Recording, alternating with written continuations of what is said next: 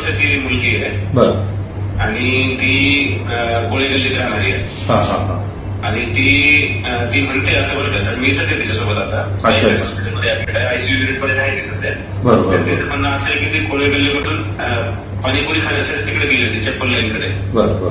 त्या दरम्यान आता ती सर थोडं फिरवते की सांगते की मला रिक्षासारखं काहीतरी वाहन होतं, त्याच्यामध्ये बसवलं, बंद केले, काहीतरी झाकवलं, ऍसिड फेकला, मला माहित नाही कोणी टाकलं वगैरे असं उत्तर देते सर. ते तिचा मोबाईल पण आपण बघितला सर. दुपारपासून तिचे चॅट वगैरे सगळं डिलीट करून टाकले तिने. अच्छा. म्हणजे ही घटना व्हायच्या 5-7 तासात. ती काय रिकॉल होती ना चार्ट सगळे?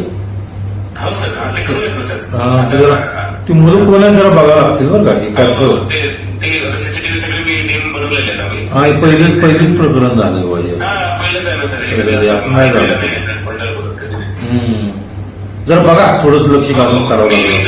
आता रात्री जर आम्ही बरोबर जर शोध लावला. हो 100%. किंवा बहिणीच्या मैत्रिणी असतील त्यांच्या थोडे चर्चा सुरू असतील. हो करा. हो साहेब, मी सकाळी. येस चालेल. बर, काय केलं बागली चौकात ना? बर. अच्छा. आणि तिकडून तिथं शोधलं, ढकलून दिलं मग तिला.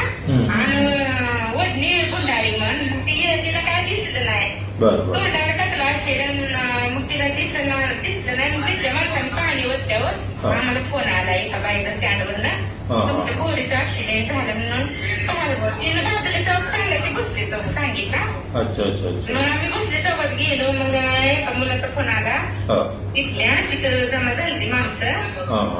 तिथं गेलो तर तिच्या अंगात सगळं असे टाकलं होतं. काय जास्ती झाले का? दुखापत झाली का? दुखापत झाले. डॉक्टर म्हणते बघू, नीट राहिले बघू डोळा. कुठल्या डॉक्टरकडे? इथं आलाय प्लॅन नाही हो. बरं, मग डॉक्टरांशी बोलून घेतो. तुम्ही काय काळजी करू नका. काय काळजी करू नका. कुणी असू द्या, काळजी करू नका, मी बघतो.